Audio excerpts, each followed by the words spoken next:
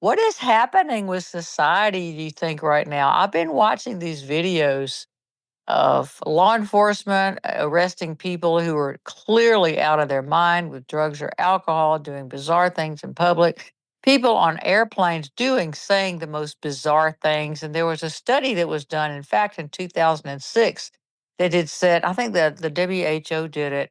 I just read this yesterday. It said that, look, the past couple decades, behavior's gotten worse. Well, here we are in 2025, and it's a lot worse. What is your opinion on that? It's fully emotional. Does it have to do that you think we're attracting that to ourselves by our thoughts? I think it's partly that, and this is something I always struggle with: is the difference between fate slash what's going on in the universe and our own law of attraction of how we can make our own destiny. Like, is it destiny or do we have free will? So I struggle with that because I do believe we are making a lot of negative thoughts for ourselves in our media, in our society, in the way we live.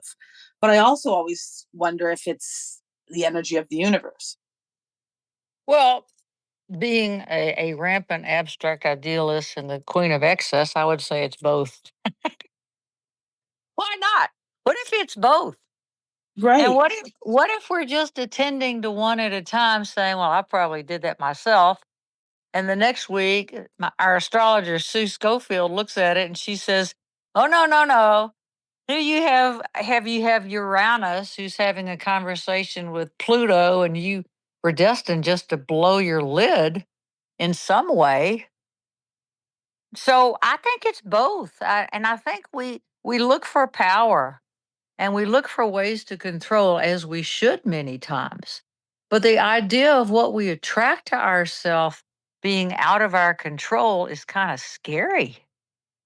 Yes. So I think as far as solutions for that, the only solution, of course, is consciousness, prayer, meditation, consciousness, service to other people. And we certainly do serve other people when we don't lose our shit. Right. Hopefully. Hopefully, if you're at a protest and it evolves into destroying your whole city because you're having an emotional day, the next day you can't go to the store, there's nothing good with that. So I think what we attract to ourselves is probably both. And I don't know the formula or how that works. But as far as God's world is a perfect world and we live in it and we kind of mess it up at times, but I think we're supposed to.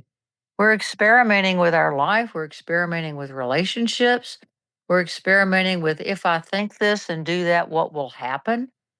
It's a weird dichotomy.